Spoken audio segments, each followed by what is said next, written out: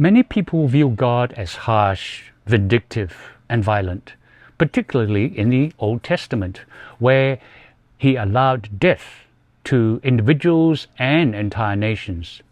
They find it difficult to reconcile the concept of a loving God with the death of innocent people. However, this perspective shifts when we look at things from God's point of view. In God's eyes, physical death is akin to sleep, a temporary state, not the ultimate end. Now, Jesus illustrates this when speaking about Lazarus, as well as the girl in the ruler's house.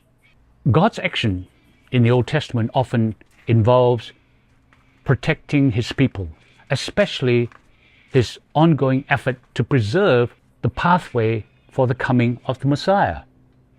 The adversary, aware of this prophecy in Genesis 3:15, saw to thwart it by corrupting individuals and nations to destroy the holy lineage.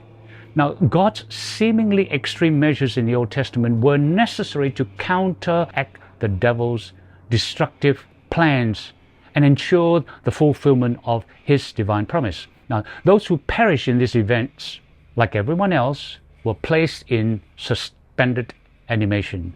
They await the final judgment, as physical death is only a temporary state of sleep, not their ultimate destiny.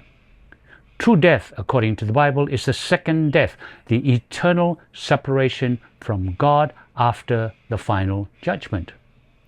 The second death is therefore permanent and irreversible. Revelation 20:14-15 explains that, and I quote, "Then death and Hades were thrown into the lake of fire. This is the second death, the lake of fire." So from God's perspective, those who died in the Old Testament were simply asleep until resurrection, to live in eternity or to their final death. John 5:28-29 says, I quote, "Do not marvel at this, for an hour is coming in which all who are in the tombs will hear His voice and will come forth, those who did the good deeds to a resurrection of life, and those who committed the bad deeds to the resurrection of judgment." Unquote. Now, when we look at death from a higher perspective, we can see that God is not harsh or violent. It is a misunderstanding because humans project their limited understanding of death onto God, assuming physical death is the ultimate end. But for God, it is just a temporary state. Recognizing this difference does put a new perspective on God's actions, especially in the Old Testament. Amen.